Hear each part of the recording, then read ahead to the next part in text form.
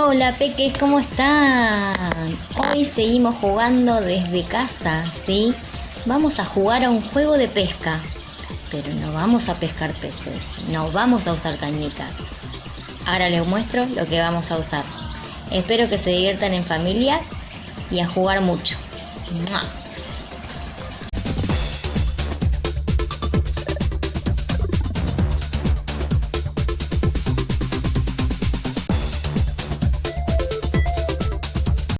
No me diga que esto es lo que tengo que pescar. Ay. Hoy no puedo. A ver si pueden.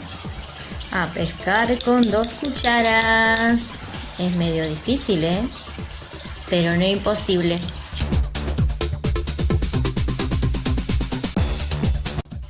Empieza el juego, Lucas. Voy a contar hasta 10, Lucas, y vas a tratar de juntar la cantidad de tapitas que puedas, ¿sí? Con las 2 cucharas, ya. 1, 2, 3, 4, 5, 6, 7, 8, 9, 10. Lucas, contá cuántas juntaste. 1, 2, 3, 4, 5. Permitan que sean ellos los que cuenten. Muy bien. Y ahora tenés que anotar 6 puntos. Yo hago 5. Muy bien. ¿6 eran? Sí.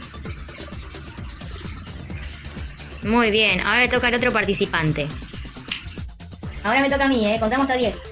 Contá, Luqui. 1, 2, 3, 4, 5, 6, 7, 8, 9, 10. Ay, se me cayó. Ay, bueno, vamos a contar ahora, ¿eh? ¿Cuántas junté? 1, 2, 3, 4. 1, 2, 3, 4. ¿Quién ganó acá? Yo. Muy bien, Lucas sacó 1, 2, 3, 4, 5, 6. Y la señorita sacó 4. Podemos volver a jugar y vamos a comparar quién sacó más cantidad de tapitas. ¿Sí? ¿Se animan? Bueno, ahora a divertirse.